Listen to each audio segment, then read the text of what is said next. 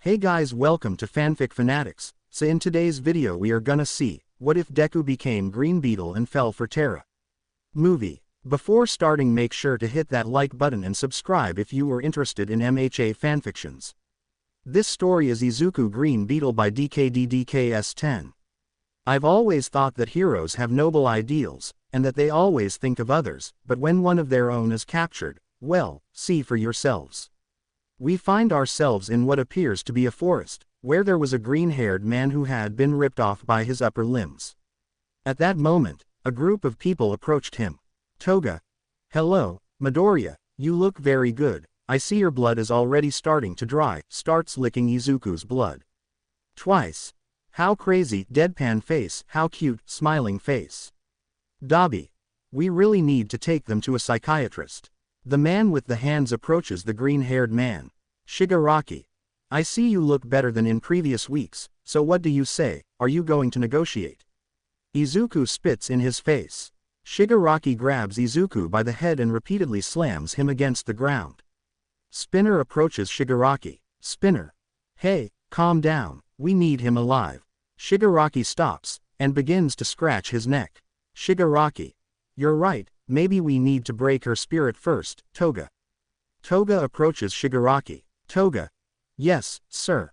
Shigaraki. Tell Kurogiri to come here, I need his help with an idea I have. Toga. Yes, boss, saluting face. Toga leaves the place. A few minutes later, Toga returns with a man who seemed to be made of smoke. Kurogiri. Well, Shigaraki, I already have an idea of what you need me for. Kurogiri snaps his fingers, and they all fall through a portal in the ground. In another location, a portal opens, and everyone falls near a building. Twice. Next time, let me know, don't be a crybaby, I'm not. Shigaraki grabs Izuku by the neck and forces him to look out the window. When Izuku looked inside the residence, he saw all his friends, and to his surprise, they were quite happy, more so than they had ever been. Izuku. They're happy. Shigaraki. They've forgotten you, they're more than happy without you, and it turns out they don't care about what's happening to you, much less if you're suffering. Izuku simply lowers his head and leans back against the wall. Toga. Well, since nobody cares about you, gets on her knees, will you marry me? Spinner. Toga, this is neither the place nor the time. Shigaraki grabs Izuku by the neck. Shigaraki. All right, Moss Head, give me the OFA, or you die. Izuku. I don't have it. Shigaraki. Excuse me, Izuku. All Might knew that sooner or later this would happen, so he and I devised a plan where I would give him OFA and he would give it to someone he trusted. Shigaraki touches the exposed bone of Izuku's left arm with all his fingers, and disintegrates it. Izuku tries not to scream, and Shigaraki starts hitting him repeatedly. Shigaraki. You're no longer of any use to us, have a good trip. Kurogiri opens a portal, and Shigaraki throws Izuku into it. In an unknown location, Izuku falls into what appears to be the interior of a cave, and all he does is take his last breaths of life. At that moment, Izuku heard a noise, and when he turned around, he saw some kind of creature. Izuku watched as the creature appeared to disintegrate from its tail. The creature approaches Izuku and climbs onto his leg. Izuku tried to get rid of the creature, but unfortunately for him, his body was already losing strength, and the green-haired youth fell unconscious to the ground, at the mercy of the green creature. In Musafatu, Class 1A was celebrating, but not because Izuku disappeared, but because they had managed to locate the green-haired boy. Uraraka. This is great, Deku will finally be coming back to us. Mina. Yes, Midoriya will finally be able to return to his family and friends. At that moment, some people entered the building. Saki. Guys, are we on time? Uraraka. Yes, this party is just getting started. Everyone. Yes. 2 hours later, everyone was fast asleep, each in their own room, except for Mineta, who was watching more 18 Things. At that moment, Saki wakes up in the middle of the night, very thirsty. Saki goes down to the common room and pours herself a glass of water, but at that moment, a noise is heard outside. Saki looks out the window, and sees a silhouette heading towards the main entrance. Saki doesn't hesitate for a second, and goes out to stop the mysterious figure. And in front of him, Saki gets into a fighting stance, and gets a better look at the attacker. Saki activates her power and unleashes a wave of energy. The creature receives it fully, but it has no effect on it. The creature's arms begin to be covered in green energy, and they transform into two blades. The creature lunges at Saki, but she sends it flying with another attack. The creature sprouts a wing from its back and shoots towards Saki. Saki is dragged inside the building by the creature, causing a loud crash that wakes everyone in the academy. Sachi's companions go down to the first floor, and see the green creature. Mina. What is that? Worried, the creature sees Class 1A, and one of its blades transforms into a sonic wave cannon. Imagine it's green. Bakugo launches an explosion at the creature, but it counters it with a sonic blast. The rest of the students attacked with their gifts, but none of them did any kind of damage to the creature. Momo. We need to find out what her gift is. Iida runs in circles around the creature, in order to steal oxygen from the area. The creature fires its weapon at the ground, sending Iida flying.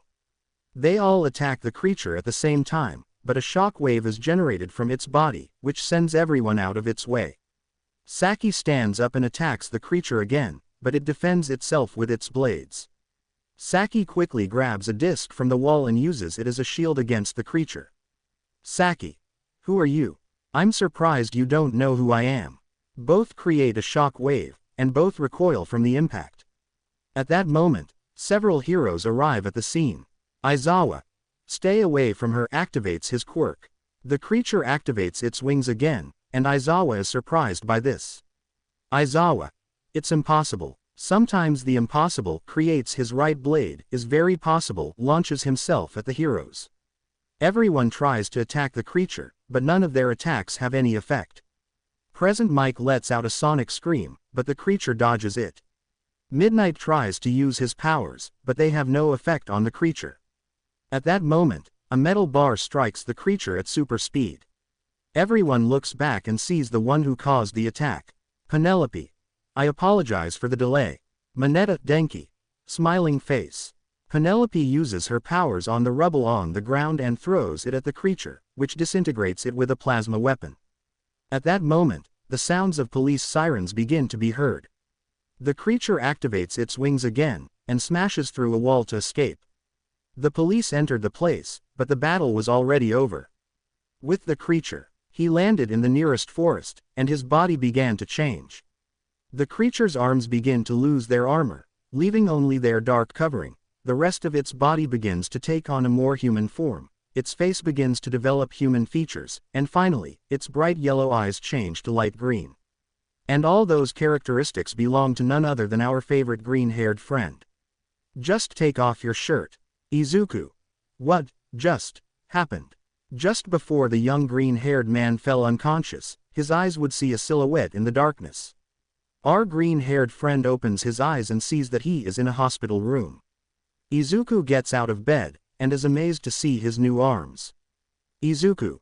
What? In a low voice, Izuku rolls up his shirt sleeves and sees how it seemed as if his arms were attached to him, as if he had been born with them. Izuku approaches a mirror, takes off his shirt, and sees something that shocks him. The creature from the cave was attached to his chest, literally embedded in it. Izuku. God. Izuku sits on the cot, with his new right hand on his head. Outside the room, two people could be seen waiting outside the room. Bruce.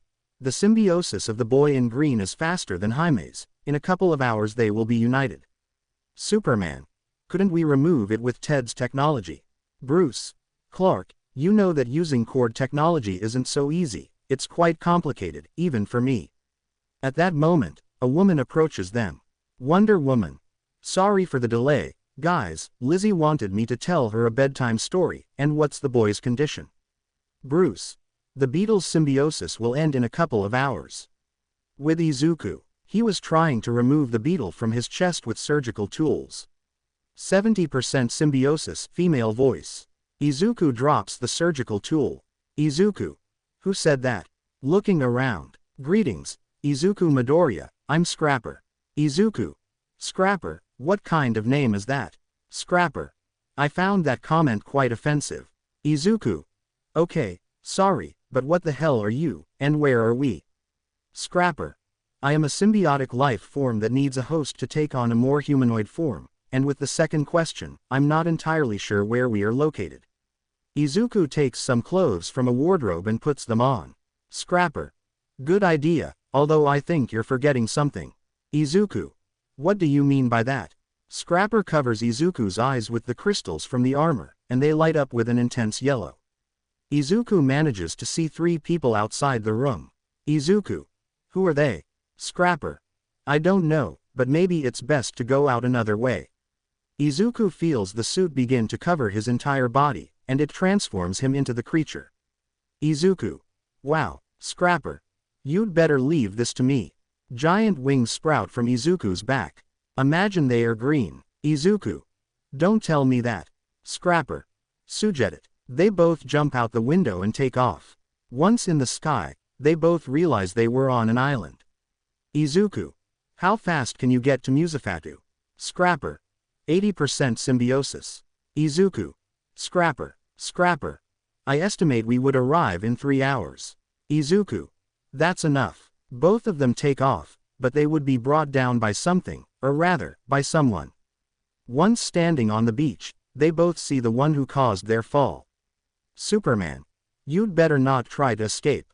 At that moment, Bruce and Wonder Woman arrive at the location, already in their costumes.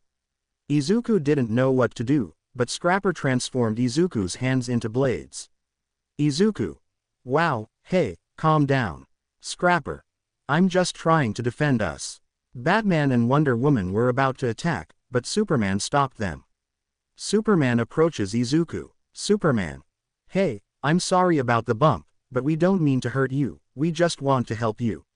Izuku manages to gain control and deactivates the blades. Scrapper. Wow, you learn fast. Izuku approaches Superman. Izuku. Who are you? Superman. We are the Trinity, the founders of the Justice League. What is your name? Izuku. I am Izuku Midoriya, a student at UA, I am from Japan. Superman is surprised by the last thing. In Musafatu, some pro-heroes were in the Class 1A building. Mount Lady. This is impressive, it seems the old woman is no longer strong, looking at Midnight. Midnight. At least I don't sell out to the cameras, angry. Mount Lady. Ha, she literally just lied. The two begin to fight, while Mineta records them. All Might was checking the crime scene, and to his surprise, he found something. All Might. Green hair. A few hours later, All Might was using a scanner to find out whose hair it was, and when he received the results, he couldn't believe it. All Might. Young Midoriya. No, this can't be. With Izuku. He was back in the room, being checked over by a green-skinned woman. Poison Ivy. Your vital signs seem stable, and as for the Beetle, it seems your symbiosis is about to end. Izuku. Do you have any kind of power? Poison Ivy. Something like that. I can control and talk to plants, it was because of an experiment I did in my life as a criminal. Izuku. Weren't you born with your power? Poison Ivy. No, most people got their powers through experiments or other external causes, for example metahumans got their powers from the dark matter explosion of the particle accelerator. Izuku was more than amazed by Poison Ivy's explanation. With the Trinity, they were discussing the topic of Izuku. Wonder Woman. Musafatu was the most affected by the particle accelerator worldwide, its entire population gained powers. Superman. Except for Izuku. Batman. Not exactly, I took a sample of his blood, and managed to identify a small sample of dark matter in his DNA. The curious thing is that it is compatible with one of the 12 metahumans on the bus that got in Barry's way when he came out of the portal. Batman gives Wonder Woman a sheet of paper, and she sees the 12 metahumans on the bus. Wonder Woman. And which one of them is compatible with Izuku? Batman. I don't know yet. Superman. Well, I think the wisest course of action would be to talk to Izuku.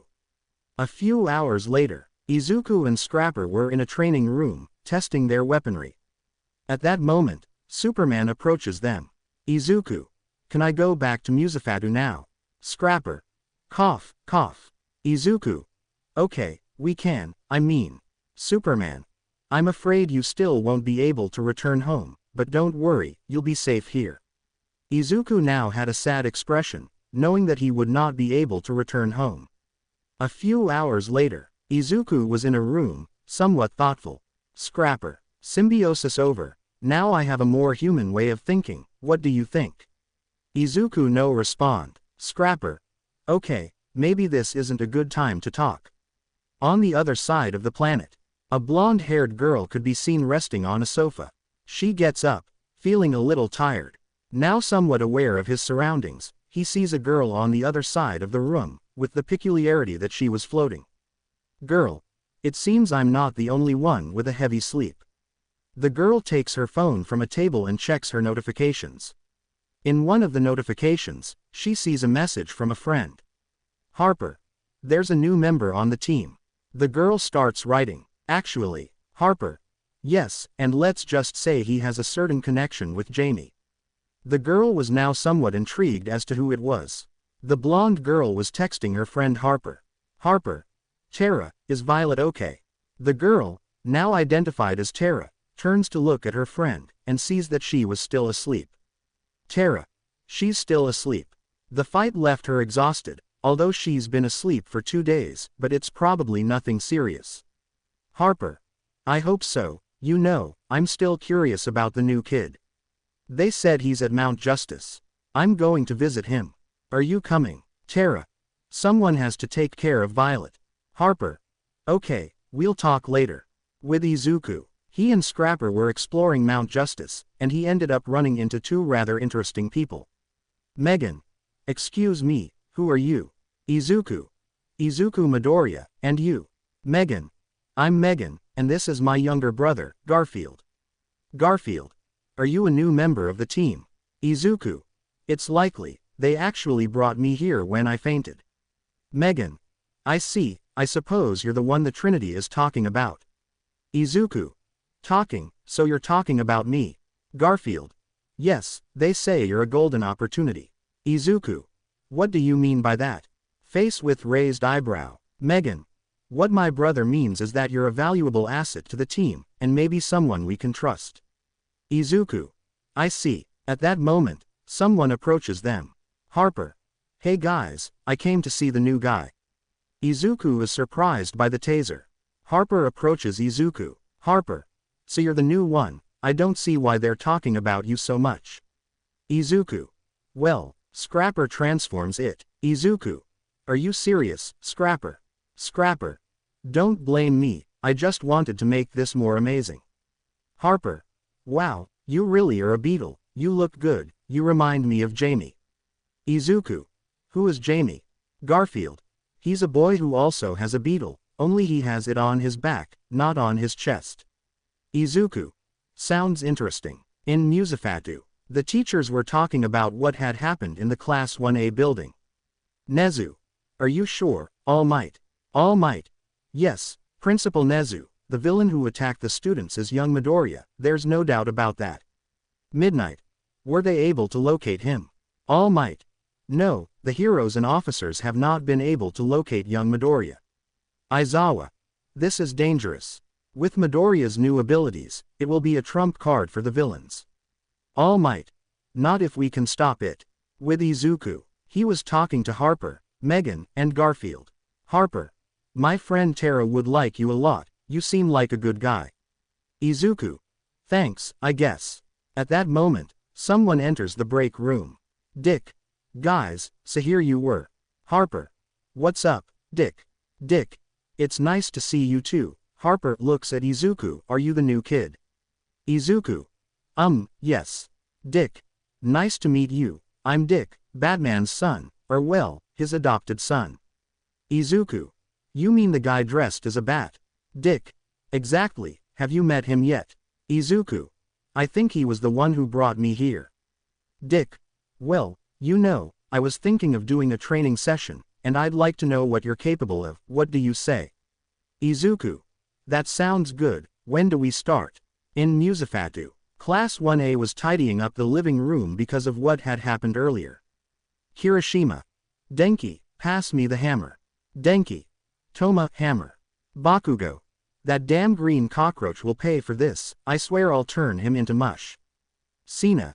Don't worry, they've probably already arrested him.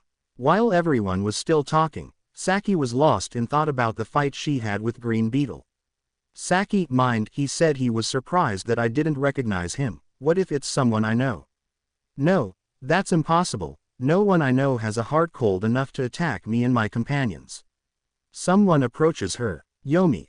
Are you alright, Saki? Saki.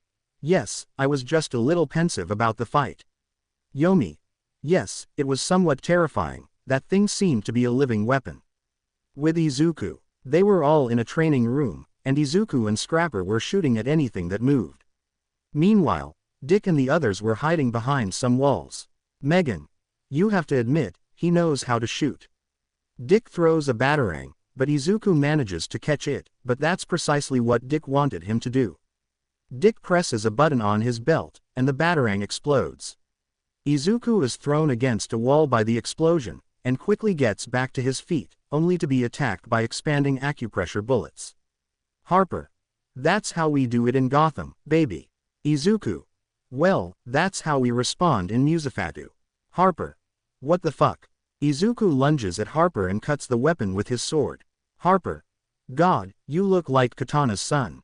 Izuku punches Harper with one of Scrapper's claws.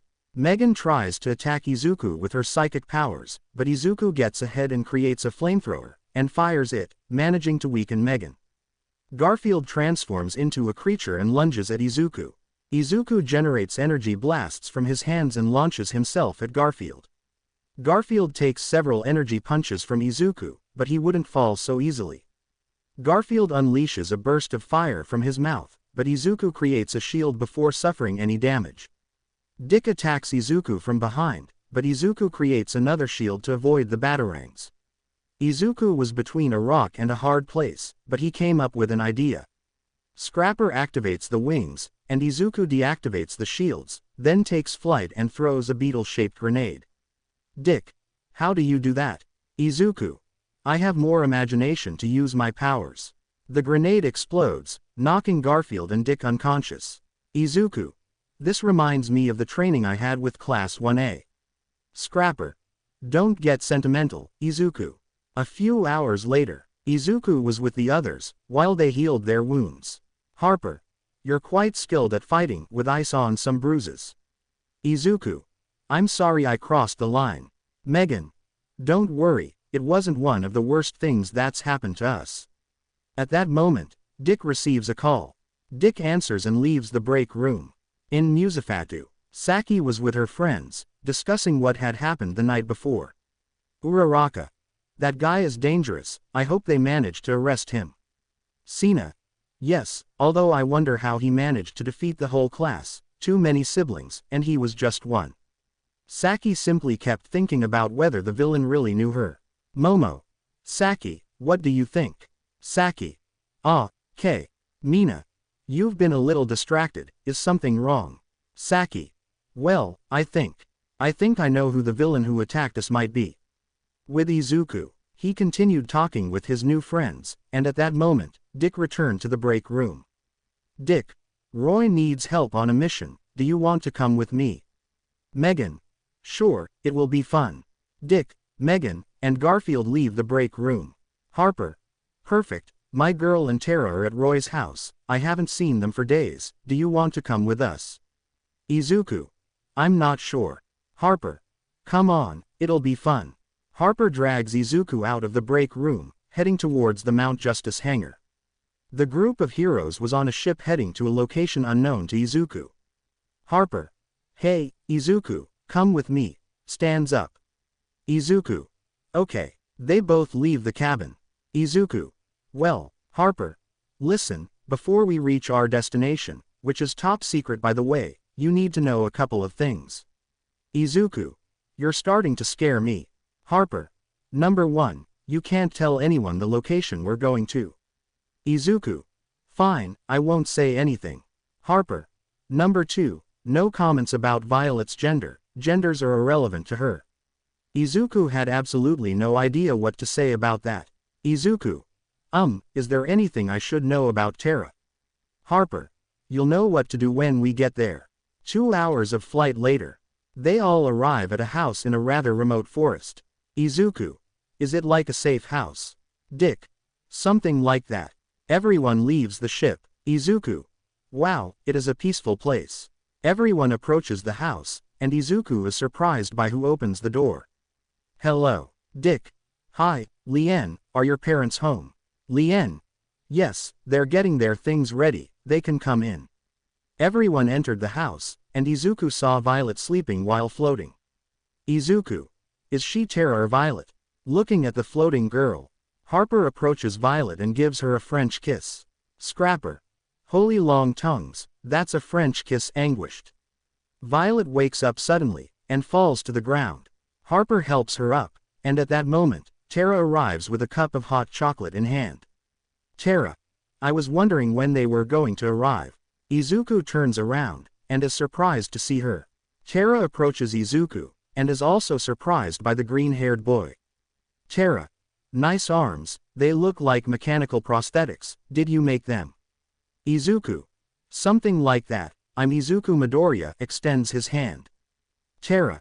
Nice to meet you, I'm Terra Markov. They shake hands. In Musafatu, the entire Class 1A was in the common room, and Saki was about to make an announcement. Saki. Thank you all for coming. Bakugo. Say what you want to say to end this nonsense. Saki. Well, what I mean is, maybe I know who the villain who attacked us is. Everyone was more than surprised. Iida. Really? Saki. Yes, and I think maybe it could be Izuku. Everyone is extremely surprised by what Saki said. Uraraka. You're kidding, right? Saki. It's just a hypothesis, but it's the most accurate one so far. Uraraka. No, come on, we're talking about Deku, it's impossible that he would want to hurt us. Iida. I agree with Uraraka, someone else probably tried to attack us. Everyone agreed with Iida and Uraraka, but Saki knew very well who had tried to attack her. With Izuku, he and Terra were talking, while Harper was kissing Violet all over. Terra. And tell me, how did you get your beetle? Izuku. Well, it's a rather difficult story, you see. 1 hour later, Terra was more than amazed by what Izuku told her. Terra. God, I'm truly sorry, you must have suffered so much. Izuku. Don't worry, the past can't be changed anyway. They both hear a loud crash above them, and go up to find out what's happening. Once they were on the second floor, they would see Lien with a large crossbow. Lien. Look at this toy of Mom's, approaches Terra and Izuku. Both retreat to avoid being pierced by the arrows. Harper and Violet come out of a room and see the peculiar scene. Harper. Are you scared of a girl with a crossbow? Harper approaches Lien and takes the crossbow from him. Harper. Lien, you know you can't take your parents' things. Lien. But I like arrows, and Mom and Dad masks. Harper. Well, if you like them so much, how about we make some? Would you like that, Lien? See. In Musafatu, Saki was in her room, and at that moment, someone knocked on the door. Saki opens the door, and she would see Penelope leaning against the door frame. Penelope. May I come in? Sasha. Sure, just, sorry for the mess. Penelope enters Sachi's room and sees how colorful it was. Penelope. How lovely. Well, Saki, your colleagues have told me about a certain idea that came to you. Saki. K. Penelope. I was really surprised, but are you 100% sure that the villain who attacked them is Izuku? Because it could certainly be someone else. Saki was now somewhat nervous. Saki. Yes, I'm pretty sure the villain is Izuku. He said he was surprised I didn't recognize him, and I also noticed something in his voice that sounded quite familiar. Penelope. I see, it's likely the League of Villains had something to do with all this, although we'll need more information before doing anything rash. With Izuku, he was standing on the porch of the house, and Terra approached him. Terra. Everything all right, Izuku? Yeah, I was just a little pensive, to be honest. I've spent my whole life like a nobody, and now, I don't even know what to do now. Terra sits next to Izuku. Terra. Well, maybe you could start over, with a new life, nobody said you could only do one thing. Izuku. Well, I like that idea. Terra smiled brightly, and Izuku felt that now he could trust someone in this new life that was approaching. All Might and Penelope could be seen in Tartarus prison, watching the League of Villains from behind glass in interrogation cells. All Might. How did you manage to capture them? Penelope. We managed to fool them with a decoy about who now has the OFA, it was quite easy, actually. All Might. What? Penelope. I know, it was very irresponsible, but don't worry, it's nothing serious, and besides, we managed to capture the League, and we'll be able to find out Izuku's whereabouts. All Might. Sighs, well, I hope we can accomplish something with all this madness. The young people are quite worried about young Izuku. Penelope enters one of the interrogation rooms and approaches Shigaraki. Shigaraki. You'd better let me go. Scratching his neck. Penelope. Don't even think about it, you'll pay for all the damage you've done, and speaking of damage, you'll start confessing Izuku Midoriya's whereabouts. Shigaraki. Ha ha ha ha, do you really think we know where that damn brat is? We don't even know if he's still alive or not. Penelope grabs Shigaraki by the neck and begins to choke him. Penelope. You'd better tell me what they did. Shigaraki. Calm down, I'll speak. Penelope lets it go. Penelope. I'm listening. With Izuku, he and Terra were talking, while being watched by Harper and Violet. Harper. Terra isn't one to connect with other people easily, that guy must have something interesting for her. Violet. Or maybe they just get along well, that's quite normal. Harper. Violet. Love, those two are more than abnormal, maybe there's something more between them, and who knows, it seems they share the same history. Violet. What do you mean? Harper. Well, you see, my dear Halo, that will be a story for another time, but what I can tell you is that Terra suffered a very tragic past. Violet. Don't leave me in suspense, please tell me what happened to Terra. Harper. Sorry, but I can't. They both turn their gaze back to the two young men, but realize that they are no longer there. Harper. Where did they go?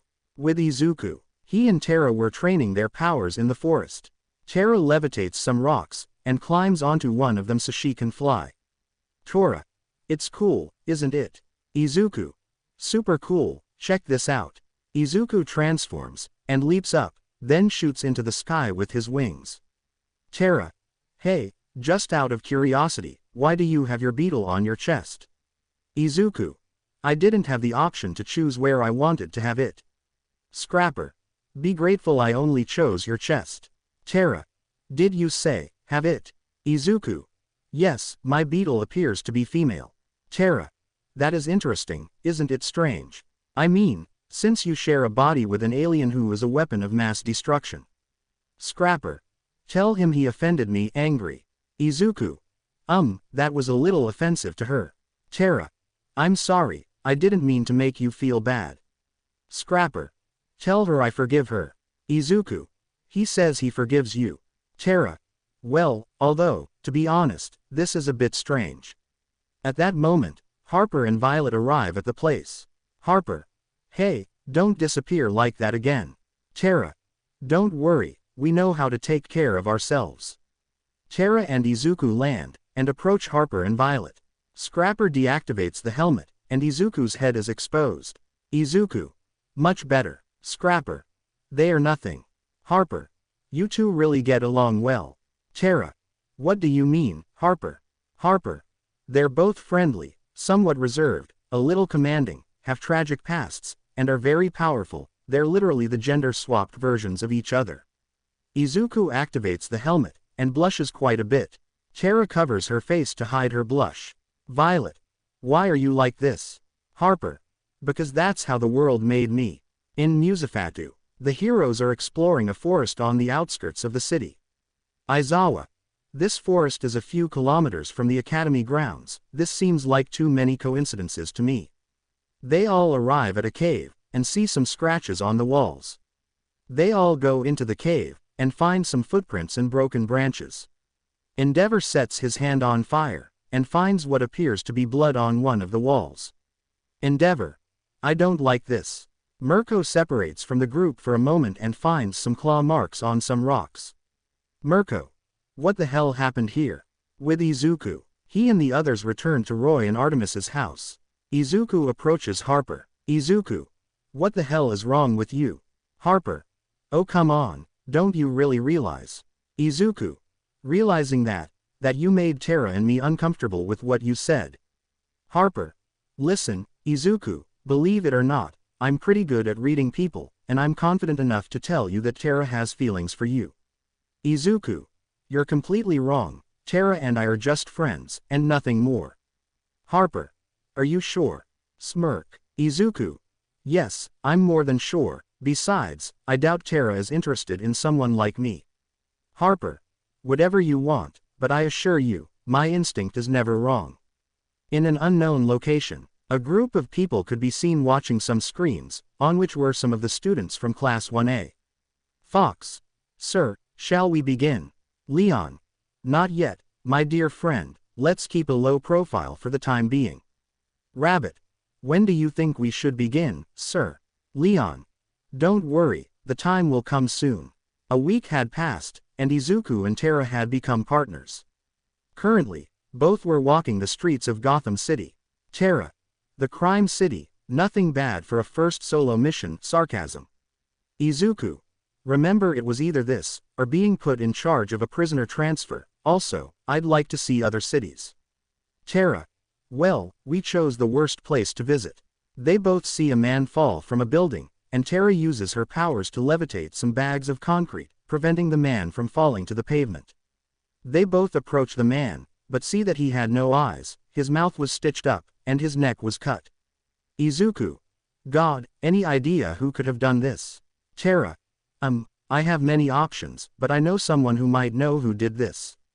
In Musafatu, the students were patrolling the streets, but Saki was still somewhat thoughtful about whether Izuku was actually the creature. Mina. Hey girls, how about we go to the mall? Momo. We can't, we're on patrol. Mina. Yes, but we wouldn't be tonight. Jiruo. A girls' night out. Mina. Yes, that would be a lot of fun. All the girls agreed with what Mina said. Mina. Well, since I see that everyone is more than in agreement, tonight will be epic. With Izuku, he and Terra were in what appeared to be a casino. Izuku. What is this place? Terra. It's the Iceberg Casino, it belongs to one of the wealthiest families in the city, the Cobblepot family. Izuku and Terra enter, and see several people gambling at the gaming tables and on the machines. Izuku. The people here sure know how to waste money. They both go inside the casino and enter the administrator's office. Addison. Well, if it isn't our friend, what brings you to our family business? Terra. This throws a photograph of the corpse. Aiden. Do you think we did this? Terra. No, I don't think they have the stomach for this, but maybe Oswald does. Addison. Dad is retired from a life of crime, and he also helps Red Hood by giving him information. Terra. Exactly, and perhaps he could give us information about what happened to this man. Addison. Well, I guess we have nothing to lose. Addison picks up his phone and dials a number. The number answers. Addison. Dad, there are two kids who want to talk to you. It has to do with the body near Barbara Keene's tower. Addison hangs up. Addison. A second. At that moment, two men enter the place, and step aside to let someone else enter. Oswald. So, what do you want to know, guys? Terra hands him the photo. Oswald. Wow, I'd say it was Harley's doing, but she's not like that anymore, now she's one of the good guys. Aiden. Hey, Dad, what if it was the Joker? Oswald. Perhaps, but this doesn't have his personal touch. Izuku. So you do know, or not? Oswald. Control your tone, kid. There are over 1,000 psychopaths in Gotham. It could have been any kind of killer, but each one has a different method. For example, the eyes. There's a guy who only has one eye, and he started showing psychotic traits. Oswald takes out his phone and shows a picture. Terra. Seymour was a member of the Hive. After their separation, his whereabouts were never known. Are you sure it's him? Looking at Oswald. Oswald. I swear. Terra. Thank you, Penguin. Oswald. There's no need, Your Majesty. He bows. Terra immediately leaves the office, and Izuku is a little confused by his partner's action. Oswald. If you have doubts about your friend's behavior, it's best to ask her. Izuku nods, and leaves the office. Izuku quickly approaches Terra. Izuku. Hey, Terra, what happened to you a moment ago? You seemed a little upset by what the penguin said. Terra. It doesn't matter, we have to find Seymour. Izuku. If you say so. In Musafatu. That same night, the girls were at the mall trying on various outfits. Jiruo comes out of one of the fitting rooms, wearing a little dress. Jiruo. How do I look? Momo. Beautiful. Saki comes out of one of the fitting rooms wearing a kimono. Saki. What do you think, girls? Sina. 1000 out of 100, I wish Izuku could see you now. Uraraka. Yes, although I hope that wherever Deku is, he's alright. They all nod in agreement with what their friend said. In Gotham, we find ourselves in an abandoned theater, where our duo of heroes were inspecting the place. Terra. There's nothing suspicious at the moment. At that moment, a beam of energy hits Izuku directly and sends him crashing into one of the foundations. Terra runs quickly towards Izuku and tries to help him. Terra. Izuku, are you alright? Worried. Izuku. Yes, don't worry, I'll be as good as new in a minute. Transforms. Let's go after that damn Cyclops. They both enter the theater, and find several eyes painted on the walls. How dare you use those wonderful pearls of vision that belong to me? They both get into fighting stances, and another beam is fired at them, but Izuku creates a shield to protect them both. Terra manages to see where the lightning is coming from, and runs in its direction. Izuku follows her, and they both arrive at a stage full of monitors. Terra. This is where she watches over the whole place. At that moment, another beam strikes Izuku, but it has no effect on him. Izuku activates his sonic cannon and fires upwards, hitting Seymour squarely. Terra buries Seymour's body in the ground, leaving only his head above ground. Izuku points his gun at him again. Izuku. Time to talk, Seymour. Seymour. Those magnificent pearls of vision belong to me, and no one but me can use them. Terra. Wow, he really succumbed to madness. I'll call Dick to take care of him. Terra moves away a little, and makes the call. 1 hour later, police patrols were at the scene. A man approaches Izuku and Terra. James. Good job, we've been trying to capture Seymour for days, we owe you one. Izuku. It was nothing, we were just doing our job. James. Well, if that's the case, you do an excellent job together, keep it up. Leaves. Izuku sighs and sits down next to Terra. Izuku. Terra, about the question I asked you. If you feel uncomfortable telling me, you don't need to tell me anymore. Terra. No, actually, I don't see any problem with telling you. Sigh. Well, you see, I am the princess of a country called Markovia. Izuku. Wow, that sounds great. Terra. Yes, I was, but one day, someone from the royal house betrayed my family and murdered my parents. My brother and I were kidnapped and experimented on. I don't remember exactly how my brother got his powers, but I do remember how I got mine. I was thrown into a tar pit to awaken my meta gene. I almost died in the process, but I managed to awaken my powers in time to save my life. That was a day I'd like to forget. Izuku. Yes, the past is painful, but I remember someone once telling me that suffering is growing up, and I think we're both clear examples of that. Terra. Yes, I suppose you're right. 1 week later, we find ourselves in an office, in which the subject of the lion mask was talking to 2 people through a tablet. Leon. Our plan is working perfectly, we'll soon have those teenagers under our control. Subject 1. You'd better remember the terms of our deal. Leon. Don't worry, everything will turn out just as we planned. In Musafatu, the students were training, while talking about typical teenage things. Kirishima. Okay. What do you say, Yomi, do you want to go camping? Yomi. Of course, I'll tell everyone about your idea, we're going to have a lot of fun. Leaves. Kirishima tries to say something to her, but it was too late, Yomi had already walked away from him. Kirishima. Damn, it worked too well. Denki. I don't understand. Kirishima. The plan was for both of us to go camping, not the whole class. Denki. Ooh, I see, well, I'd better start packing. Leaves. Kirishima. This isn't manly at all. Phew. Sachi's child. She was doing Pilates with Sina. Sina. Okay, tell me, how do you plan to find Izuku? Saki. Sina. Don't play dumb, I know very well that you want to see that green-haired guy again, what are you planning to find him? Saki. Well, I won't deny it, I do want to see Izuku again, but I don't know exactly where he is, or if he even remembers me. He seemed pretty angry, to be honest. Sina. Something about all this seems quite suspicious to me. At the UA facilities, the teachers could be seen talking about the clues they managed to obtain. All Might. The blood we found in the cave matches that of young Midoriya, it's clear he was in that place. Midnight. Yes, but unfortunately we didn't find any DNA evidence in the claw marks we found on the cave walls, it's possible they were made with some kind of weapon or support tool. Aizawa. This is getting more and more complicated to solve. All Might maintained a serious expression, as he still felt some guilt for not having been able to help his protege. With the students, they were now packing some things for their camping trip. Meanwhile, Hiroshima lamented in a corner not having been able to spend some time alone with his girlfriend. Iida. Okay, before we leave, we need to have all the necessary items, understood? Everyone. Yes, unamused. Iida. Okay, pulls out a list, do we have the tents? Mina. Yes, there are 10, or more. Iida. Perhaps some of us will have to sleep in pairs. Mineta. I'm ordering with Momo, open mouth smile. Suyu slaps him with her tongue. Suyu. Don't even think about it. Momo. Thank you, Suyu. Suyu. You're welcome. Iida.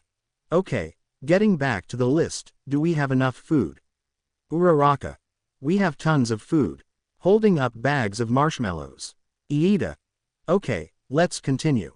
You? Iida couldn't finish, as Bakugo blew up his list. Iida. But what? Why did you do that? Bakugo.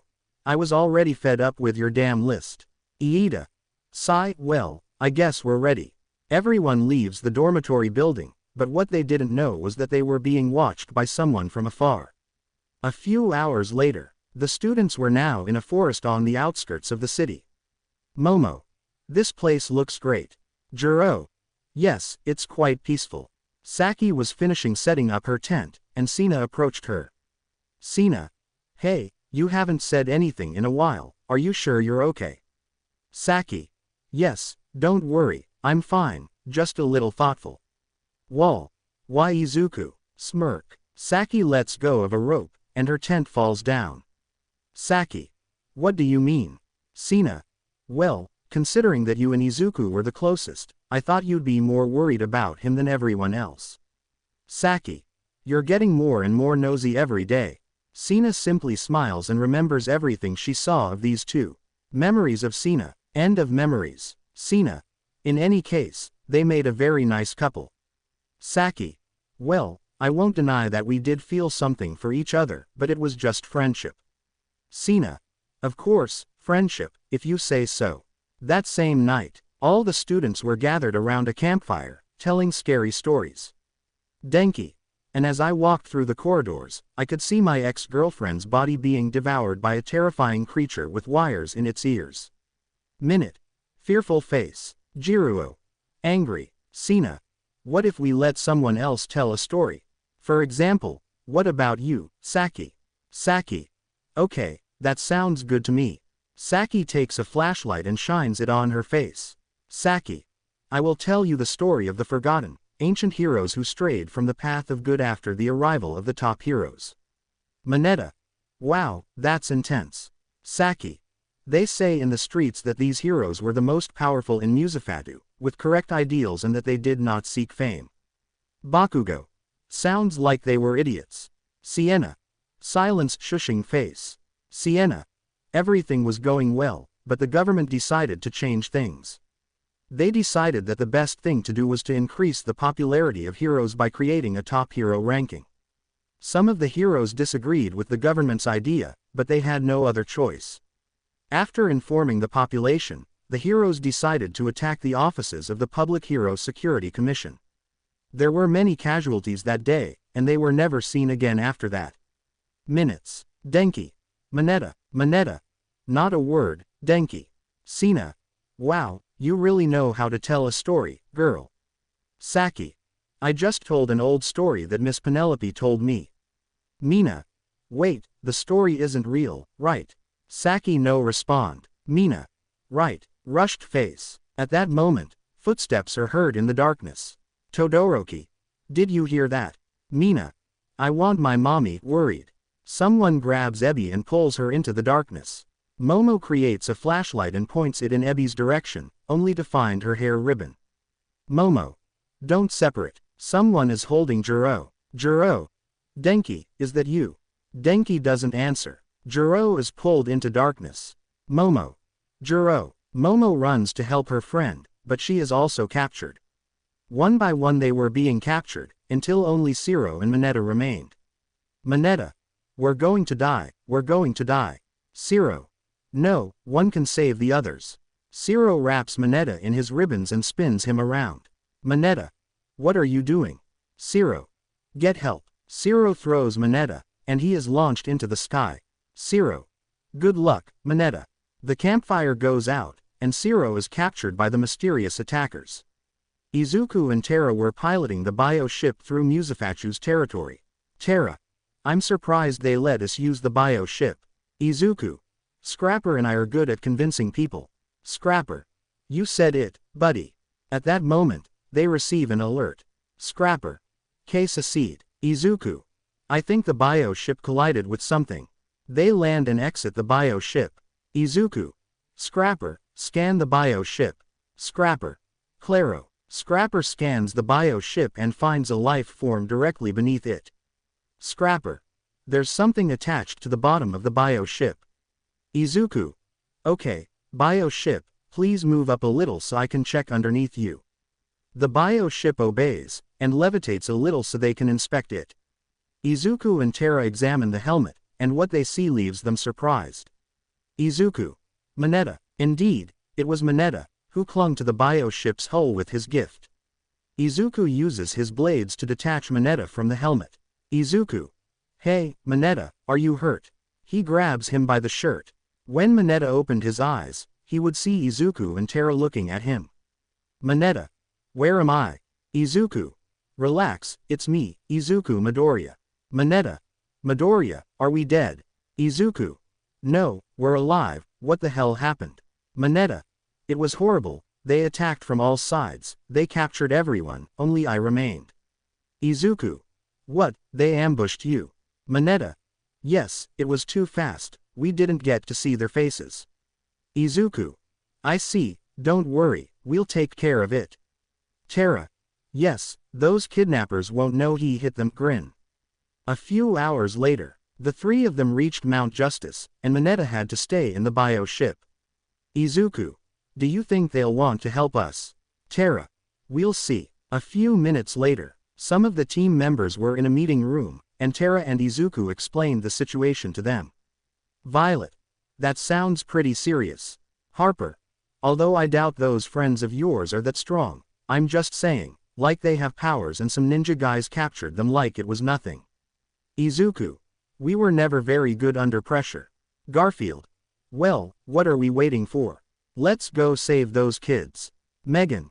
We still don't know where they are, and it's possible they're waiting for us to come and rescue them. Izuku. It's likely, but even though I might regret this, we have to help them. Artemis. Can't the bio ship scan the scene of the incident to locate them? Megan. Now that you mention it, it's possible, we could do that. Izuku. Well, let's do it. A few hours later, they were all back in Musafatu, and Mineta was speechless at the sight of Izuku's classmates. Megan. Bio ship, please scan this area. Okay. The bio ship begins to scan the entire area, and red lights appear on some of the trees and on the ground. Megan. There are footprints all over the place. Garfield transforms into a wolf and sniffs the trail. Garfield starts running into the depths of the forest. Megan. Garfield, wait, follows him. Everyone follows the brothers, and they arrive at what appears to be a base. Garfield transforms into his normal form. Garfield. Looks like I've found the bad guys. Megan. Good job. Artemis takes some binoculars, and would see some dens with animal masks. Artemis. I think someone copied the style of the Court of Owls, how are we going to get in? Izuku. I have an idea. A few minutes later, the bio ship was in stealth mode, and it flies right above the base. A gate opens, and Megan creates a mental energy field that makes everyone invisible. Mineta. What kind of gift does he have? Megan. I don't have one, I'm a Martian. Mineta. What? Izuku shuts Mineta up. Izuku. Shut up. Mineta nods. They all enter the place, and they would see the captured students, with power nullifiers around their necks. Megan. Halo, could you know. Violet. Yes, right away. An orange aura surrounds Violet, and the cells are destroyed, thus freeing the students. Bakugo. It's about time. Izuku creates plasma cannons and destroys the cameras in the area. All the students are on guard, and Megan deactivates her power. Izuku. I don't think they can do much without their powers. Mineta.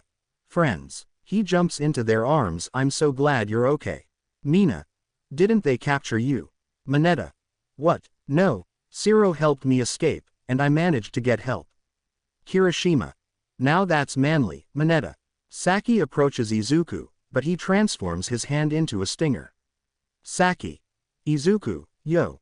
Izuku. Save your lame explanations, I have nothing to say to you. Bakugo. Calm down, you damn nerd.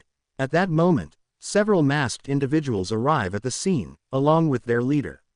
Leon. I think we have some problems. The students were about to attack, but Izuku created a shield barrier with his wings. Izuku. Get them out of here, I'll take care of it. Saki. What? Of course not, you can't do them alone. Megan makes everyone levitate, and they leave the place. Saki. No, wait, what about Izuku? Worried. Harper. He can do it alone. With Izuku. Izuku generates a shockwave, causing all the guards to be sent flying. The lion takes the bottom part of his staff and removes it, revealing a golden sword. Leon. You cannot defeat me, I have ended countless lives since the beginning of humanity's reign. Izuku transforms his hands into blades and attacks the lion. The lion tries to cut Izuku's armor, but he dodges the attacks, then punches him in the stomach. The lion throws several punches and cuts, but Izuku barely dodges them, then performs a sweep, which the lion manages to counter with a jump, and generates a cut on the upper part of Izuku's helmet. Izuku creates two beetle claws and unleashes a flurry of slashes at the lion, which hit him squarely. The lion backs away, intrigued by Izuku's fighting style. Leon thinking, I've only seen that fighting style once before. Could it be that he? No, it couldn't be his son. More dens arrive at the scene, and point their weapons at Izuku. Leon. Wait, don't shoot.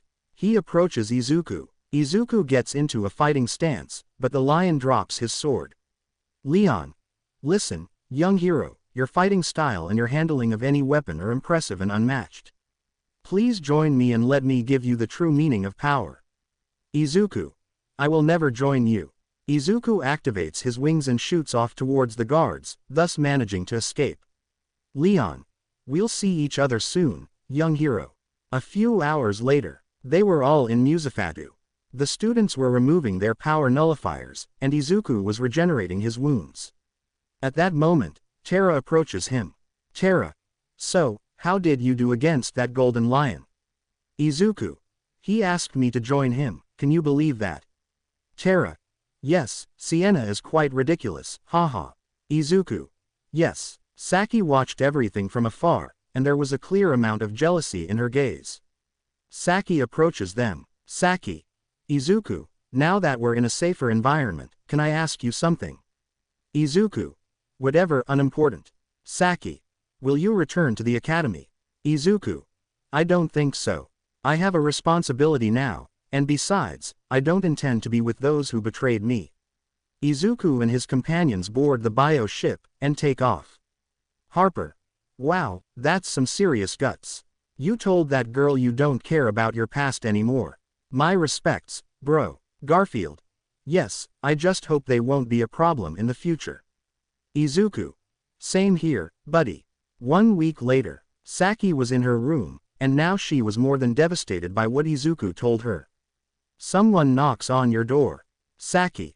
Go away, I don't want to see anyone.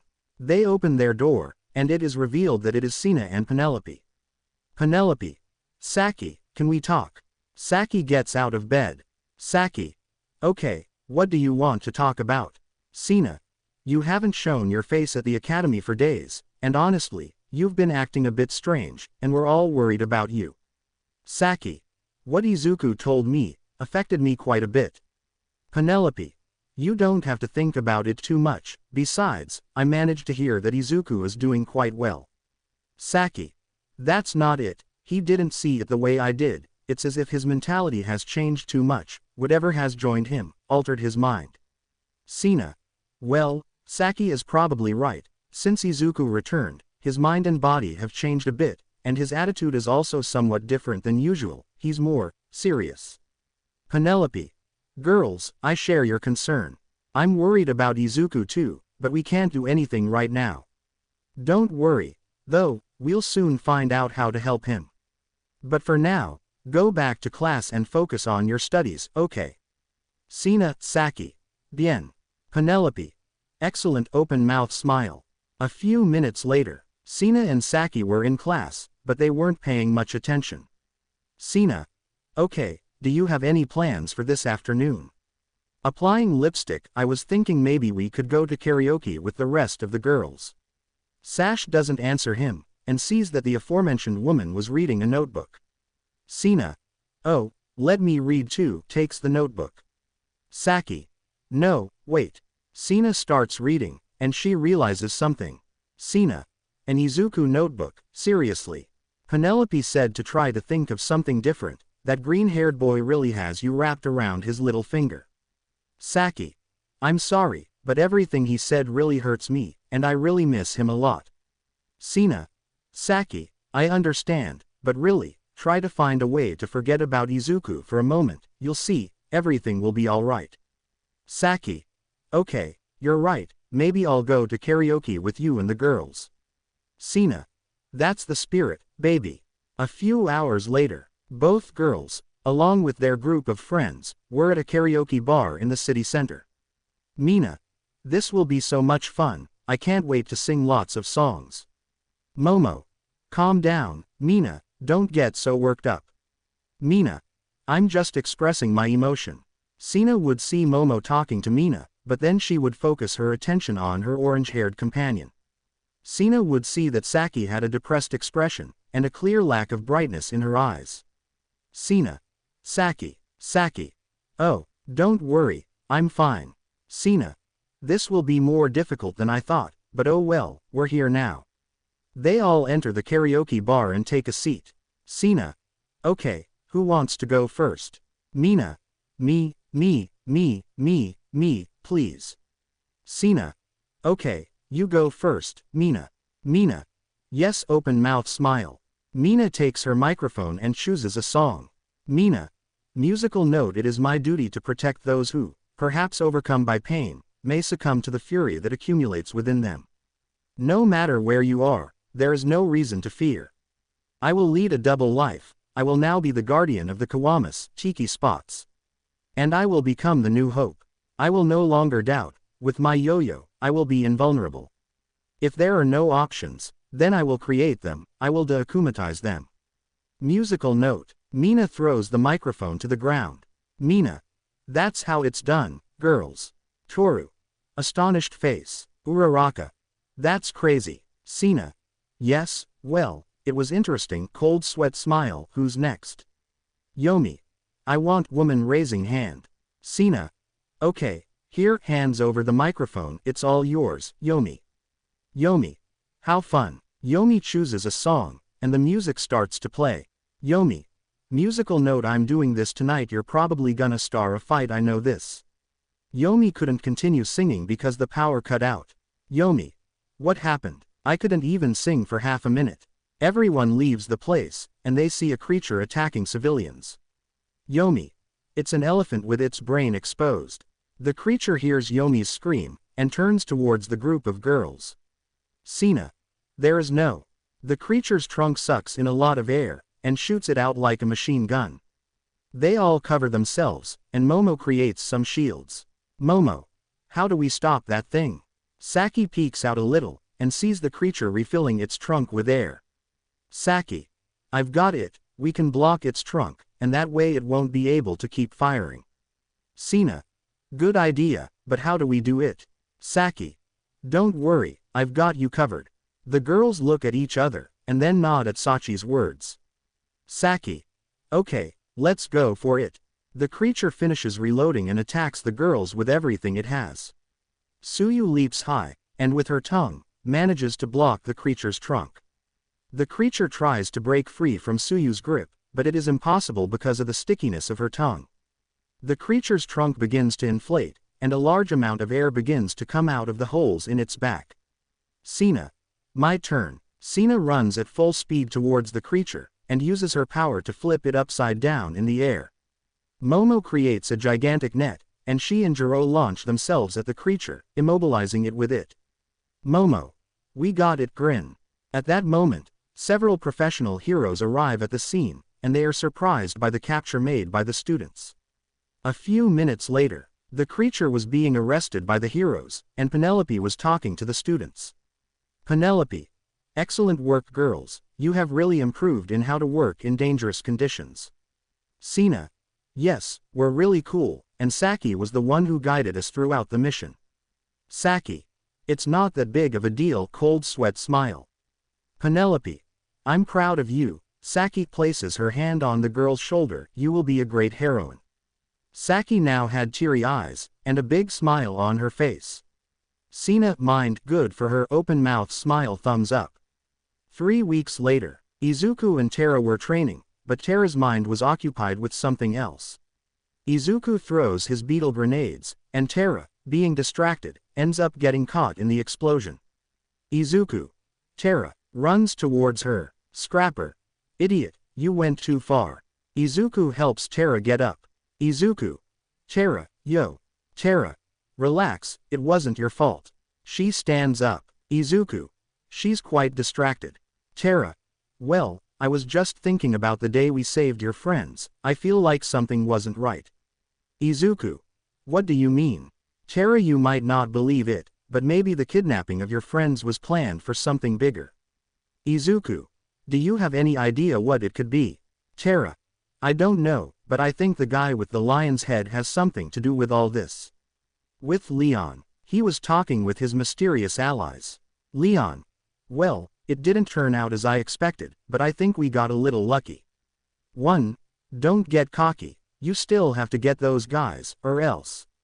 2. They will have to pay for your incompetence. Leon now felt a clear rage of anger. Leon. You know very well that they have nothing to do with this. 1. Then, get those boys back. Leon. Good, but if they touch a single hair on their heads, they will know the wrath of the king. With Izuku. He and his friends were listening to Terra's theory. Connor. In any case, why would they want students with an incomplete meta-gene? Megan. Possibly to experiment. Izuku. It's likely, it's been proven that the people in my home can evolve their powers, they possibly want to experiment on my former friends and use their powers as weapons. Harper. Wow, that sounds great. Everyone looks at her in amazement. Harper. No, not the weapons thing, I mean evolving powers, that's awesome. Megan. You need to learn to express yourself better. Harper. I'm working on it. That same afternoon, Izuku was now in a cafe in Metropolis. Waitress. Ready to order. Izuku. Yes, I'd like a strawberry milkshake, and a hamburger with an order of fries. He hands the menu to the waitress. Waitress. I'll bring your order right away. She leaves. At that moment, Izuku's prosthetic arms begin to generate electrical discharges. Izuku. What are you doing? Scrapper. I'm not doing anything. Izuku's prosthetics begin to crack, and generate more electrical discharges. Izuku. But what? Izuku quickly leaves the cafe and enters an alley. Izuku. This isn't normal. Scrapper. I will send a help alert to the watchtower. Izuku's prosthetics begin to disintegrate little by little, and he starts to see blurry. Izuku falls to his knees, and before fainting, he would see the silhouette of Superman. A few hours later, Izuku wakes up suddenly, and finds himself in the watchtower's infirmary. Izuku looks at his prosthetics, and he would realize that they were still cracked. Scrapper. Just so you know, I tried to repair them, but it seems they're no longer part of our body. Izuku. So, Scraper. Option B. Beetle claws would emerge from Izuku's back and try to tear off his arms. Izuku. Hey, calm down. Bruce. He was examining a sample of Izuku's armor. Clark. Did you find anything? Bruce. There are traces of metagenes, and of chemicals capable of rebuilding or modifying DNA. Clark. Does that mean that? Bruce. Exactly. With Izuku, he was trying to prevent Scrapper from taking his prosthetics. Izuku. Scrapper, I swear I'll rip you out of my chest if you take my arms away. Scrapper. And how will you do it without arms? Izuku. I'll ask Harper for help, I'm sure I could manage without you. Scrapper. I'd like to see you fight without my help, idiot. Izuku. Damn crazy woman. At that moment, they both remember that without each other they cannot go on living. Scrapper. Demons crosses his beetle claws. Izuku. Don't talk anymore. Scrapper punches him. At that moment, Clark and Bruce enter the room. Bruce. How are you feeling, Izuku? Izuku. Well, although I'd like someone else to talk to. Scrapper gives her another blow. Bruce. Well, there's a good chance that the metagene in your system has been activated. Izuku. Well, that metagene destroyed my prosthetics, shows the cracks in his prosthetics, did you see? Clark. Yes, but you might like to know what kind of power you have. Izuku. The weight is killing me, sarcasm. A few minutes later, Izuku and his friends were in a testing room. Harper. What are we doing here? Izuku. I don't know. Clark and Bruce enter the testing room. Bruce. Okay, Izuku, it's likely that your metagene can affect both human and metahuman DNA, so I'm going to need everyone's help. Violet. This will be fun. Harper. I wish. Izuku cracks his knuckles, and sees the cracks in his prosthetics begin to glow emerald green. A beam of energy shoots out of Izuku's hands, and it hits Terra directly. Harper. Terra, are you okay? Terra stands up. Terra. Yes, actually it didn't hurt, I just feel a little strange. Terra tried to use her powers but couldn't activate them. Terra. What did you do to me? Looking at Izuku. Izuku. I don't know. Izuku tries to use the ability again, and he would shoot Terra again. Terra feels a tingling sensation run through her entire body, and several fragments of concrete begin to float around her. Terra. Your new powers are very strange. Bruce. You can nullify other people's powers, that's interesting. Izuku comes up with an idea. Izuku approaches Violet and Harper, and places his hands on both of their shoulders. Harper. Hey, I have a girlfriend. Izuku.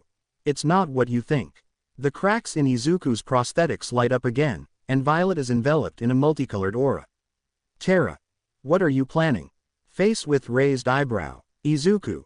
You're going to be impressed. Violet's aura transfers to Izuku, and then to Harper.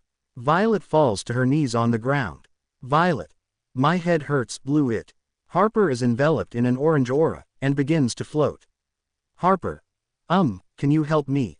Terra breaks through the floor, and uses part of the floor to get closer to Harper. Terra. Take my hand, Harper. Harper would try to take Terra's hand, but a red force field appears around her, preventing her from doing so. Izuku. I have an idea. Izuku transforms, and takes Violet, then extends his wings, and approaches Harper. Izuku touches the force field, and returns Violet's powers. Violet is enveloped in an orange aura, and takes Harper in her arms. Izuku, Terra, and Violet land, and Harper places her feet on the ground.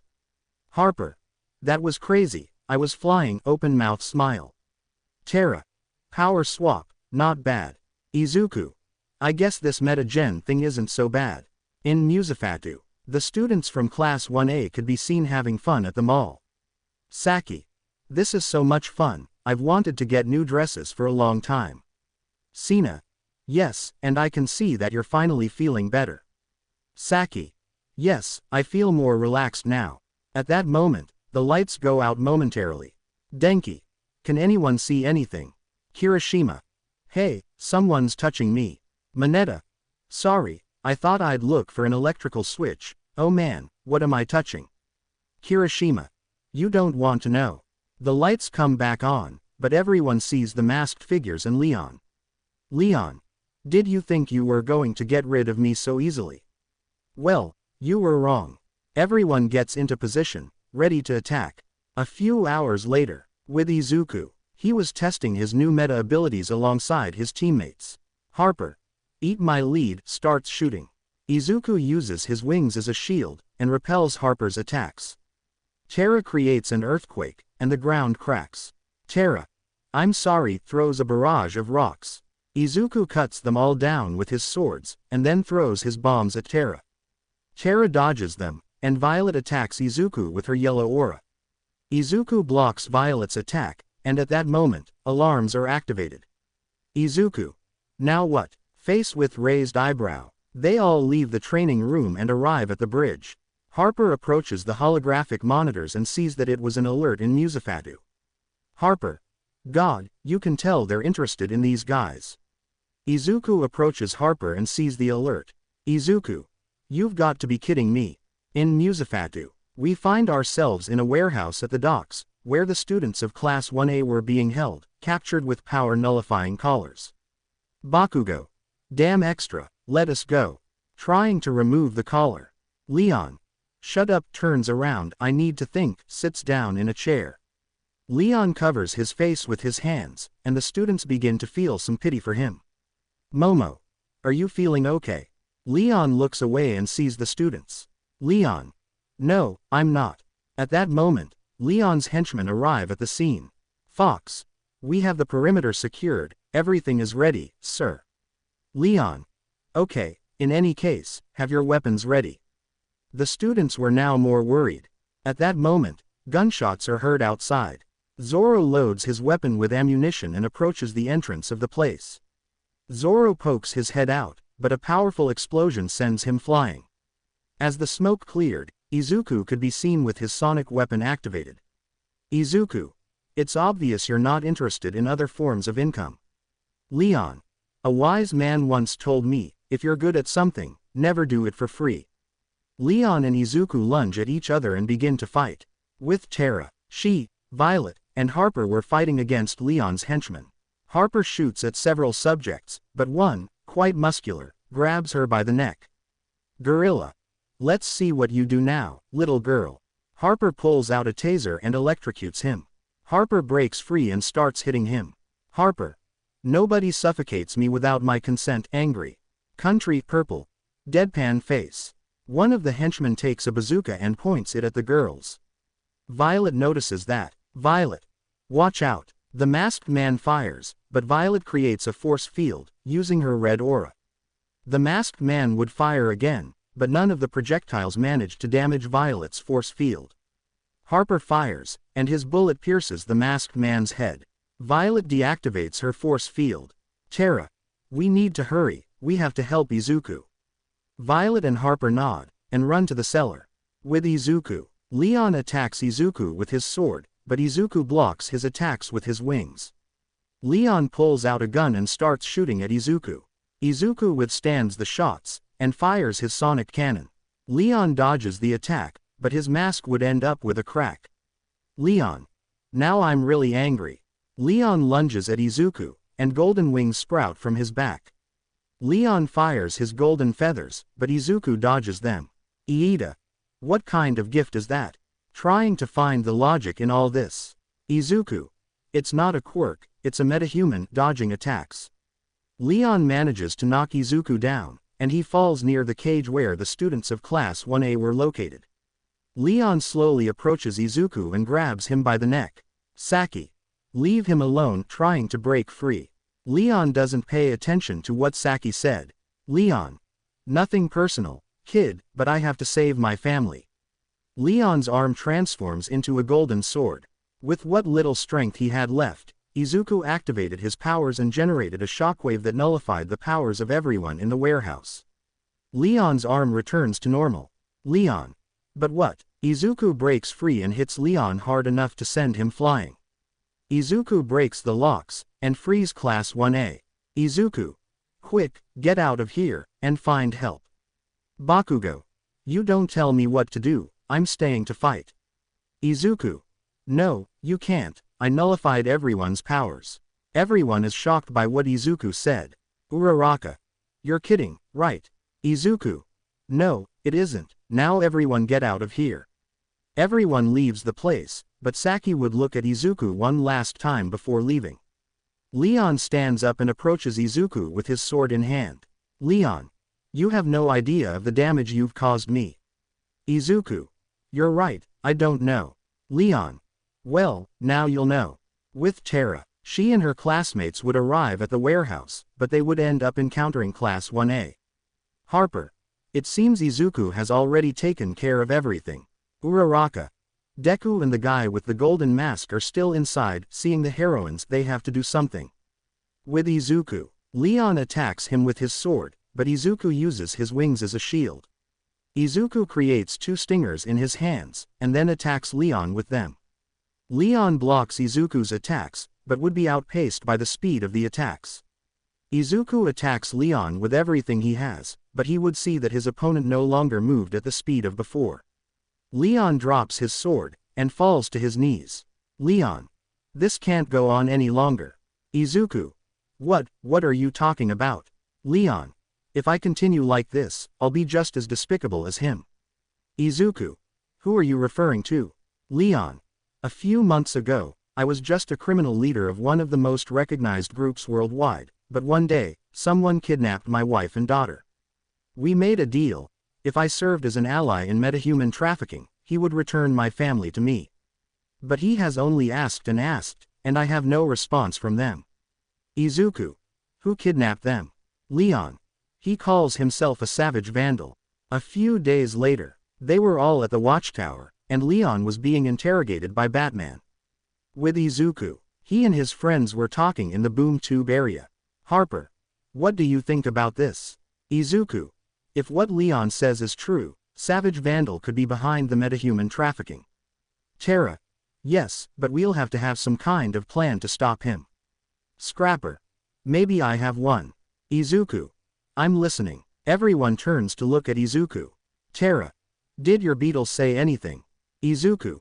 He said he had a plan. Scrapper. Yes, listen, what do you think about using Class 1A as infiltrators? Izuku. Tempting, but I'm not sure it's a good idea. Violet. What did he say to you? Izuku. He says we should use Class 1A as infiltrators. What do you think? Terra. Maybe, but I'm not sure it will work. Maybe they'll end up betraying us. Izuku. Yes, but I think I know who could convince them to help us. A few minutes later, they were all outside the UA Hero Academy, just as classes were starting. Harper. I wonder if it's like those schools that have holes in the bathroom walls. Everyone looks at Harper with obvious surprise.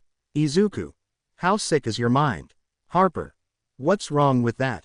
You just put the package in one side, and someone puts their mouth on the other. Terra. You're so perverted. Violet. I honestly didn't understand the thing about the bathroom. Izuku. And it will stay like this. Turns to look at Harper, and you better not explain it to her in detail. Harper. Okay. They all enter the academy, and the students and teachers would be somewhat confused to see them. All Might. Young Midoriya, surprised to see him. Really? Izuku. Hello, All Might. My classmates and I have to see Principal Nezu. All Might. Sure, follow me. The 4 boys follow All Might, but he notices a certain unease in the hero. Izuku. Is something wrong? All Might. No, I didn't expect you to return to the academy. Izuku. I didn't come back to stay, I just need the help of my old team. All Might. Are you sure? Izuku. Yes, I am. They all arrive at Principal Nezu's office and enter it. Nezu. Joven Midoriya. Harper. A white rat. Violet. It looks like a plushy open-mouth smile. Nezu say acerca Izuku. Nezu. Young Midoriya, I'm so glad you're back. Izuku. Like I told All Might, I won't go back, I just want help. Nezu. Oh, I see. And how can we help you? Izuku. I'd like to recruit Class 1A for a top-secret Justice League mission. All Might and Nezu are quite surprised. All Might. Are you serious, young Midoriya? Izuku. Yes, I'm serious. Nezu. And what would that mission entail? Terra. It's confidential, but don't worry, none of your students will get hurt. Nezu. Okay, if you want you can go with Class 1A, they are currently in physical education. Izuku.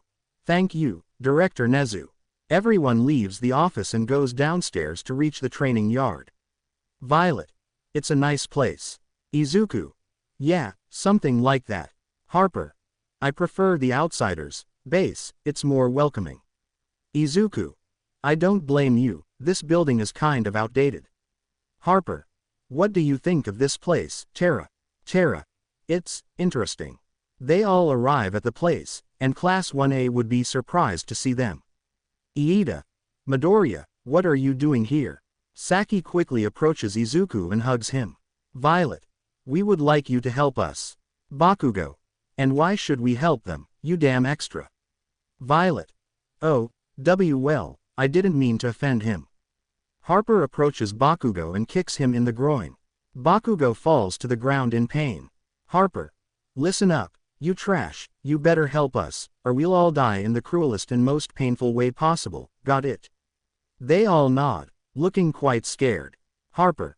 Good. Minutes later, they were all in the students' classroom. Izuku approaches the blackboard and begins to draw. Izuku. Okay, listen, the plan is simple, you guys will have to infiltrate and serve as a distraction when they arrive on Apocalypse. Momo. What exactly is Apocalypse? Terra. It is a planet outside the orbit of the solar system. Everyone was speechless. Mina. You want us to go to another planet? Izuku. Don't worry, it's completely safe. We just need your help rescuing captured metahumans, and in case something unfortunate happens, we'll give you a safe way back to Earth. Violet takes something out of her pocket and shows it to the students. Violet. It's called the Father Box. It's a pretty advanced artifact made with Apocalypse technology. It can open portals, create force fields, heal people, basically it can do what I can, but in a more unlimited way. Iida. Fascinating, what kind of gift do you have? Izuku. Violet doesn't have a quirk, she obtained her powers through experiments that had to do with metahuman trafficking. Uraraka. That sounds horrible. Violet. Yes, I was very scared, and I still didn't know exactly what was happening around me, somewhat sad. Harper. Violet. Well, I think we've made it clear what we wanted to explain, trying to hide her sadness. Izuku. Well, I hope I can count on your help, but if you're not comfortable with this, you just have to talk to Principal Nezu. Everyone nods. Terra. Okay, bye. Leaves the classroom. Terra's friends follow her, but they notice something strange about her. Izuku. Is something wrong, Terra? Terra. It's just that. I don't feel comfortable in this place, it's suffocating, and it's ridiculous that they teach you how to be heroes. We learned how to do the right thing by doing the right thing, not with this. Harper. The system is garbage, if we understand correctly. Izuku approaches Terra and places a hand on her shoulder. Izuku. I know what you mean. When Scrapper joined me, I was alone. All my friends and the people I admired abandoned me, but then I met you guys, and I learned to trust people again. Violet. How touching. Terra hugs Izuku, and he hugs her back. The next day, in the Outsiders' tower, Izuku and Leon could be seen talking about the plan. Leon. Okay, Vandal Savage will use a mother box to transport the kids to Apocalypse. Meanwhile, what will you guys do? Izuku. My classmates and I will wait for Class 1A to use the father box that we will give them to transport the captured metahumans to the Juvenile Center for Metahumans. Leon. So, there won't be any fighting or anything. Izuku.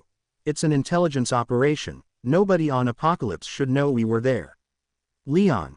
And how do you plan to keep them from finding out about the metahumans' absence once we've rescued them? Izuku. One problem at a time, Leon. At that moment, Class 1A approaches Izuku. Uraraka. Todo listo, Deku. Izuku. Okay, then. Izuku couldn't finish, seeing what the students were wearing. Izuku. Why the hell are you wearing your hero costumes? Bakugo. For protection and fighting, useless. Izuku. They're supposed to be wearing civilian clothes, we have to make them think they were caught off guard. Iida. I think it's best to be prepared for any problem that might occur. Izuku. I already know that, that's why we're going to give them a mother box. Momo. No offense, Midoriya, but I don't think that will help us. Izuku simply looks at them with disappointment. Izuku. Just go change your clothes. He turns his back on them. Everyone leaves, and Leon looks at Izuku. Leon. It's difficult to lead, isn't it? Izuku. To be honest, I miss my old life a little. Scrapper. Disculpa. Leon. Yes, I also miss the time when I wasn't involved in this big mess. I still remember the day my family was kidnapped. Izuku. What were they like? Leon. I have a photograph if you'd like to see them.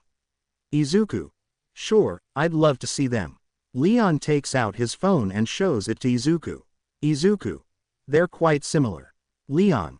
That's not all. Scroll to the next photograph. Izuku does it, and now he sees a photograph of two lionesses. Izuku. Son, lion. Leon. Look at the following photographs. Izuku does it, and is surprised by what he sees. Sorry for the poor quality. Izuku stares intently at Leon. Izuku. Son Cambiaformis. Leon. That's right, my dear daughter Zadie, and my beautiful wife Yufon. They possess the ability of transformation. They can turn into lionesses and into lion-human hybrids. Izuku.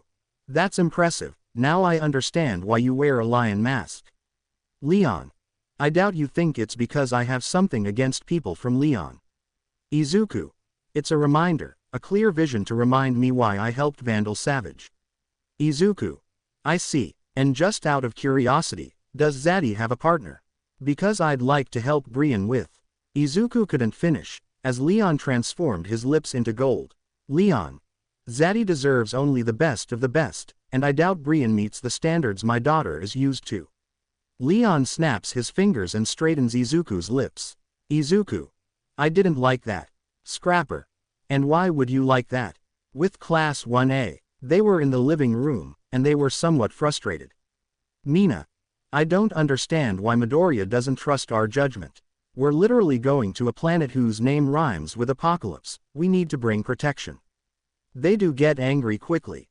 Everyone turns around, and they see the Markov brothers. Brian. It's a pleasure to meet you all. I'm Brian, King of Markovia, and I suppose you already know my little sister Terra. Mina. Is he really a king? Bakugo. It's clear this extra is lying. Brian. Well, this extra one has evidence. Brian takes control of the television and turns it on. Brian.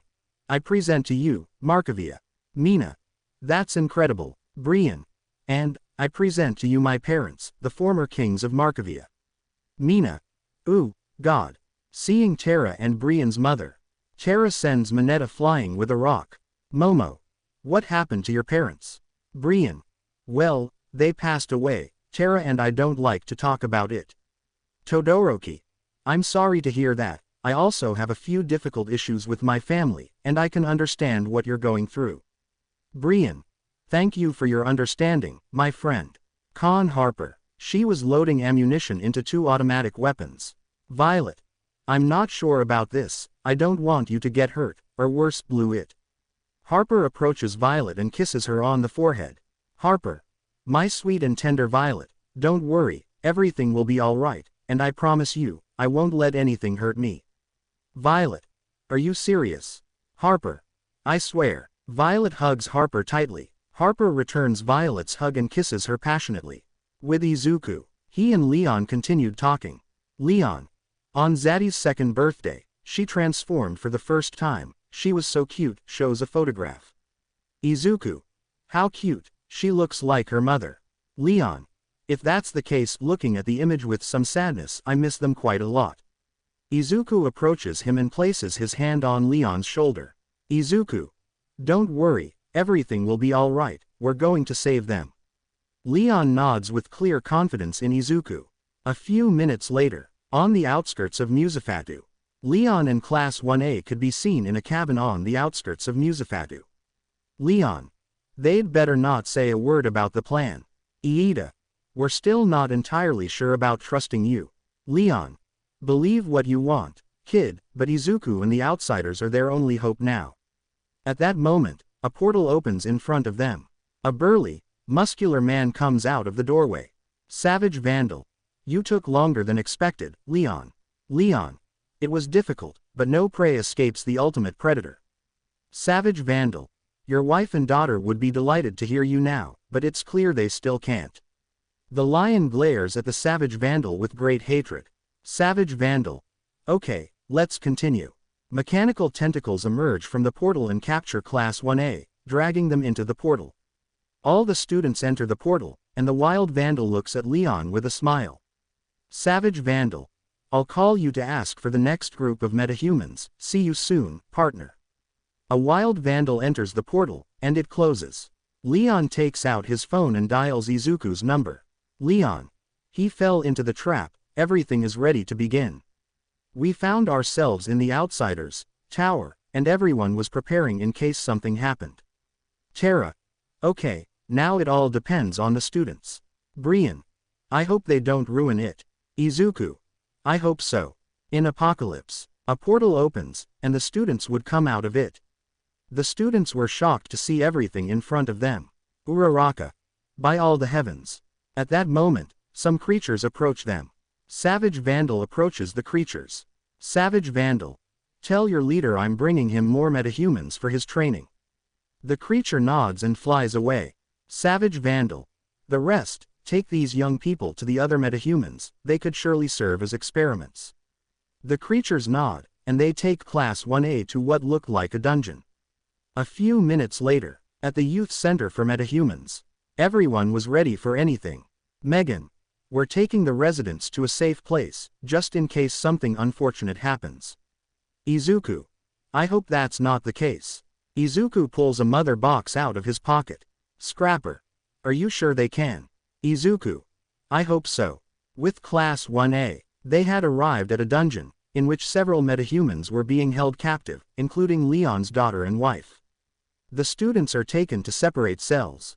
Saki and Sina are pushed into a cell and locked inside. Sina. Okay, now what? Saki pulls a mother box out of her pocket. Saki. Perhaps, we could activate it with our voice. Sina. Try it. Saki. Motherboard, disables the security system. The main box lights up, the cells open, and it also disables all the security systems in the place. Everyone leaves the cells. Bakugo. I thought that thing wouldn't work. Zaddy and Yufan approach them. Yufan. Who are you, and how did you get a mother box? Saki. A friend gave it to us. Zaddy. Well, your friend must have good connections. At that moment, footsteps are heard heading towards the place. Saki. We have to get out of here. Saki moves away from the group and extends the mother box. Saki. Mother box, take us home. The motherboard lights up, but nothing happens. Saki. Sina. What's happening? Saki. It doesn't work, it doesn't obey my command. Sina approaches Saki and takes the mother box from her. Sina. Get us out of here. The motherboard lights up again, but it doesn't work. Sina. Demons. Iida. We'll think about what to do later, now we have to get out of here. They all run out of the dungeon and escape the place. With Izuku. Izuku. They're taking too long, what the hell are they doing? Leon. We shouldn't have trusted them, maybe they're already dead or have been recruited. Terra. We shouldn't make hasty assumptions, they may have problems, and we should help them. Izuku. Yes, you're right. Izuku extends the mother box. Izuku. Mother box, outside of Apocalypse Castle. A portal opens in front of them. Leon. I'll stay, someone has to control the defenses of the Juvenile Center for Metahumans. Izuku. Okay, looks at the others, everyone follow me. They all nod, and enter the portal. In Apocalypse, a portal opens, from which the Outsiders would emerge. Brian approaches the edge of a cliff, and sees a river of burning lava. Brian. This might be useful just in case, open mouth smile. Brian approaches the team. Brian. Guys, I think I have an idea. With Class 1A, they and the metahumans were escaping from the creatures that imprisoned them. Saki unleashes a shockwave, but the creatures dodge it. The creatures lunge at the metahumans, but a blast of lava burns them away. Everyone turns around, and they see the Outsiders. Brian. If you can't handle the fire, then don't go into the kitchen. Harper. Boo, what a shitty phrase. The outsiders approach the metahumans, and Izuku recognizes Zadie and Yufan. Izuku. They're Leon's family, looking at Zadie and Yufan. Zadie. Leon, what are you talking about? Scrapper. They may not know what we're talking about. Izuku. I'll explain later, but now we need to get out of here. Saki. We can't, the motherboard you gave me doesn't work. Izuku. What? Takes Sachi's mother box. Izuku scans the mother box and sees that something was interfering with its function of opening portals. Izuku takes his mother box, and indeed, it didn't work either. Izuku. The mother boxes won't help us. Violet. Maybe they can't, but I can. A horde of creatures runs towards them. Harper. Honey, if you're going to do something, do it now. Violet concentrates, and opens a boom tube. Izuku. Everyone, enter the portal. Everyone enters the portal, while Brian buys them some time by creating lava projectiles. Brian enters the portal, and it closes. On Earth, Leon was looking at photos of his family on his phone, and at that moment, a portal appeared in front of him. Leon stands up and watches as the outsiders and the metahumans emerge from the portal. Leon ventures into the crowd and manages to find Zadie and Yufan. Yufan. Leo, smiling face with tear. Zadie. Dad face holding back tears. The three of them happily embrace each other, as tears fall from their cheeks. They all break apart from the hug. Yufan. Leo, you look different, looking at her husband's appearance. Leon. I've changed too much these last few months, and I've done things I'm ashamed of. Izuku approaches him and places his hand on Leon's shoulder. Izuku. Your past actions do not dictate who you can be in the future. Leon is moved by Izuku's words, and hugs him. Leon. Thank you for everything you've done for me, my friend. Izuku hugs him. Izuku. You're welcome. At that moment, a portal opened in front of them all, and out of it came a wild vandal. Savage vandal. I'm sorry to interrupt the family gathering, but you have some people who belong to me. Some are on guard, and others take the metahumans inside the juvenile center for metahumans. Leon is the first to step forward, wielding his golden sword. Leon. Today is the day your tyranny will fall. Wild vandal. Maybe, but this doesn't mean your real identity changes. Savage vandal propels himself at inhuman speed, and delivers a powerful punch to Leon, sending him crashing into the youth center for metahumans. Yufan and Zadie approach him and help him to his feet. Izuku. Time to level the playing field. Izuku unleashes a beam of his powers, and manages to hit the Savage Vandal. The Savage Vandal takes cover, but it does him no good. Savage Vandal. What was that? Izuku. I tied the score. They all rush at the Savage Vandal, but he blocks all their attacks. Brian uses his power on the Savage Vandal, and manages to burn his left arm.